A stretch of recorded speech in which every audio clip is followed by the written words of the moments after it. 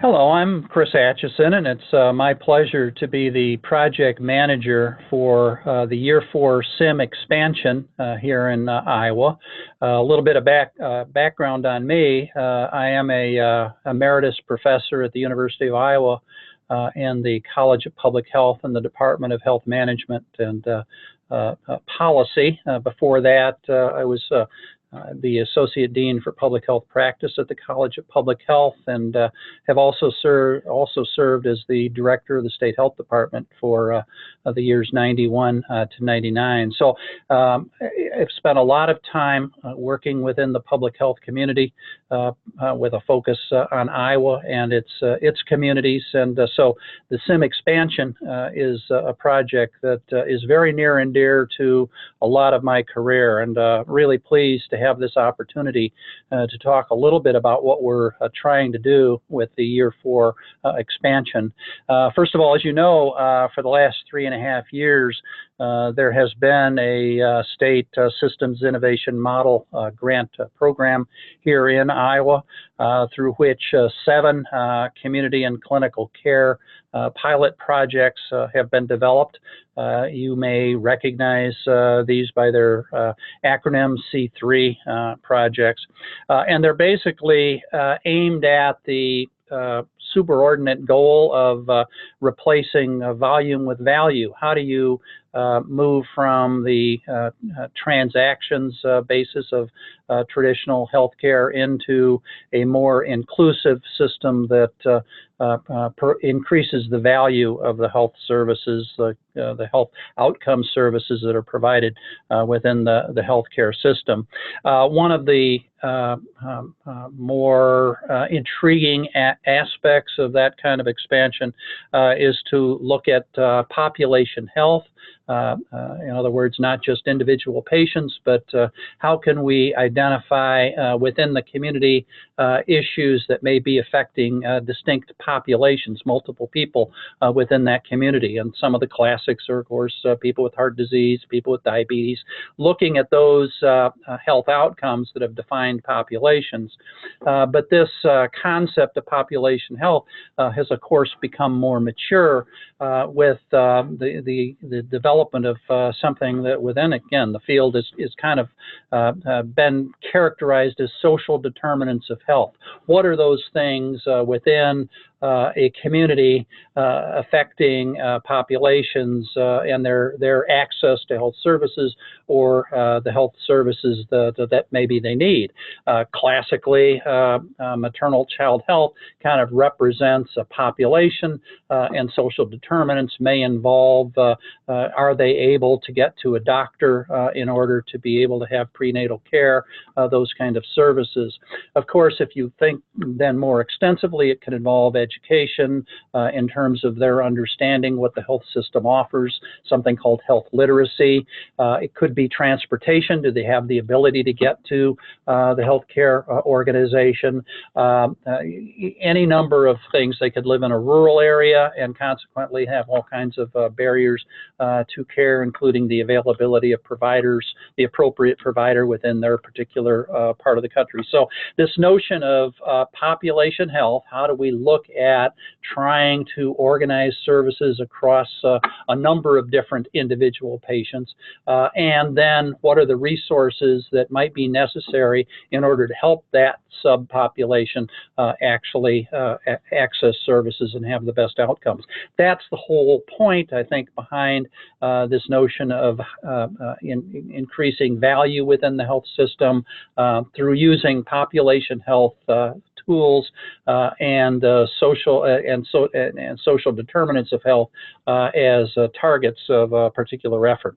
And so the C3 projects around the state has been doing a lot of work and helping us almost build from the ground up a better system of social determinants of health, community strategies to improve health outcomes.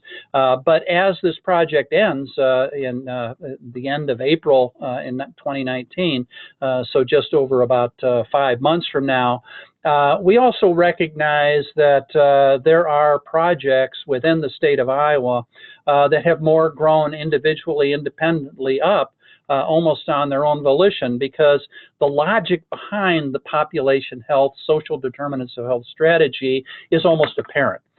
Even a hope, as I was describing the maternal and child health kind of context, you could begin to think, well, that makes sense, that we do need to look at other issues that people are facing in terms of getting into care or understanding what their needs may be. And those things do, in fact, grow up within a state like Iowa that has a pretty proud tradition of population health, public health kind of approaches, community organized systems of care to improve health.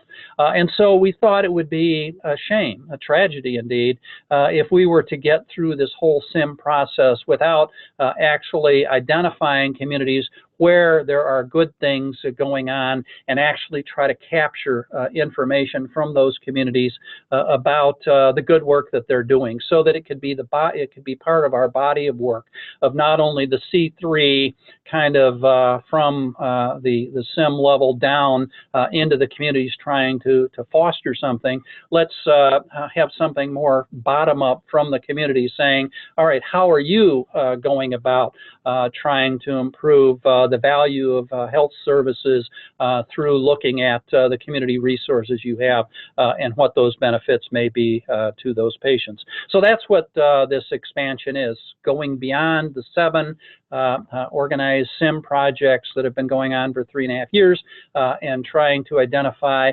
approximately 14 projects around the state that would get a little bit of money, $50,000, to better complete some portion of projects that they're working on, or to actually galvanize their efforts to improve the health within the communities. In order to do that, we're utilizing a model that was also within the general SIM program called Accountable Communities for Health. A lot of ways of thinking about what an accountable community for health represents. I kind of think about accountable care organizations that we're somewhat familiar with as a way that the health system can better organize itself.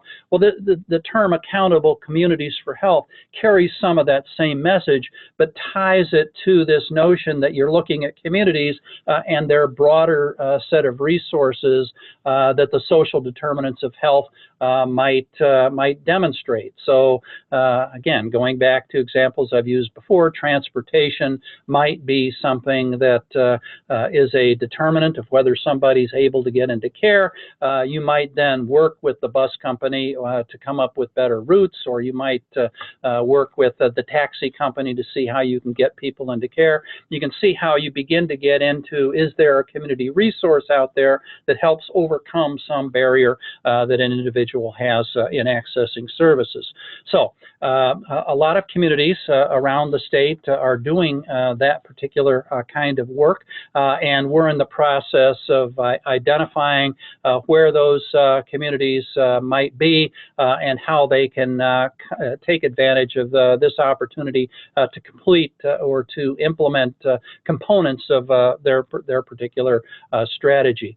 As I say, we're using the model of the Accountable Communities for Health in order to frame this, and the Prevention Institute, which is a national think tank that looks at issues around population health and social determinants of health, has actually identified 9 different core elements that they think are necessary in order to achieve an accountable community for health. I'll run over these real quickly. One, you need to be organized as a community around a particular mission. In other words, around this notion of population health, social determinants of health. Do you have some type of an enterprise that's looking affirmatively at what the community can do to actually address these issues? So a mission statement, multi-sectoral partnerships, again, not just the healthcare center itself, but are they working with the schools? Are they working with the social service organizations, area agencies on aging, other organizations that might contribute to improved health services within the community? Is there an integrator organization? So the third criteria is there some type of an enterprise that actually has the table that people can sit down and talk about these things? So it's not just an a cappella ad hoc kind of process. Is there somebody convening the community, the multi-sectoral partnership to achieve those outcomes?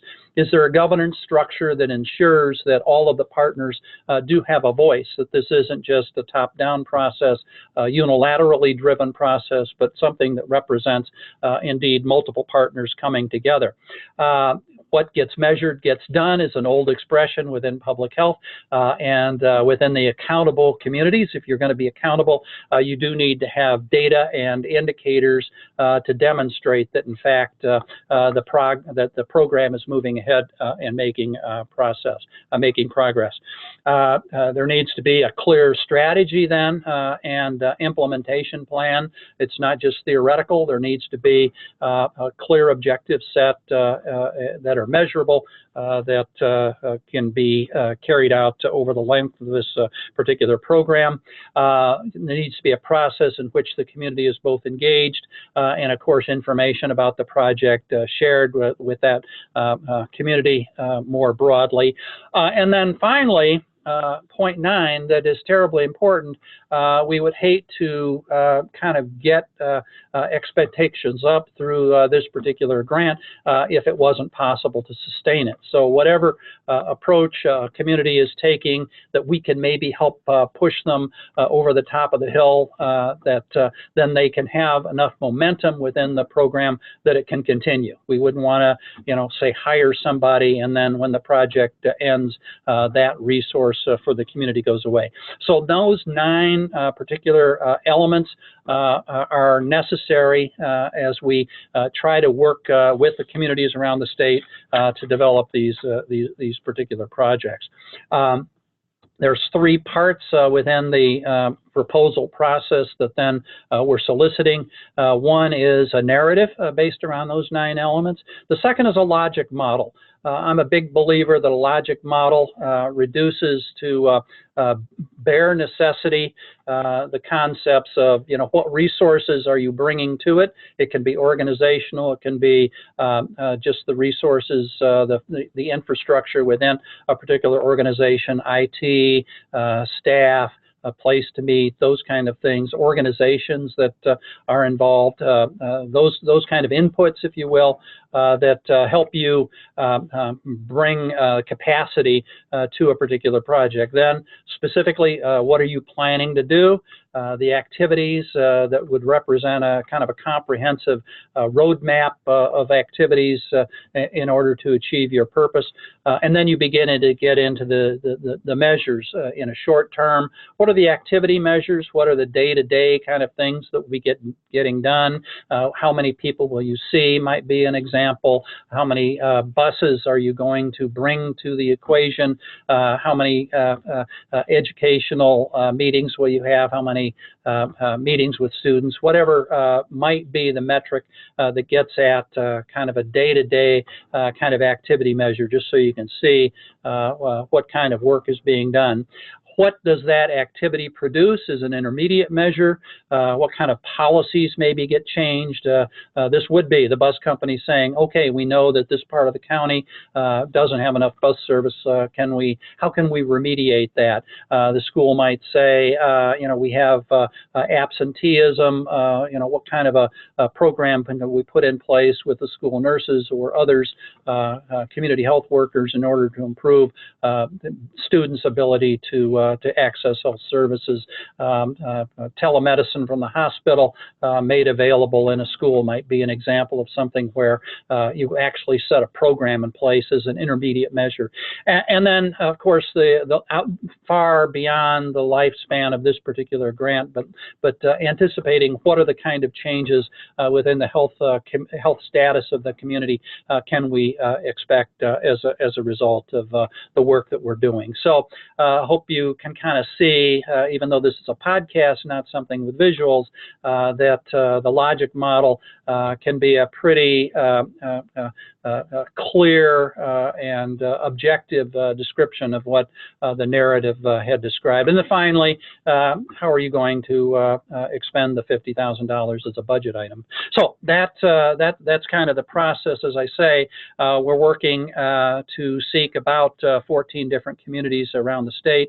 I think we've made real good progress in working with the health systems in order to achieve that purpose, and look forward to the results of this particular process.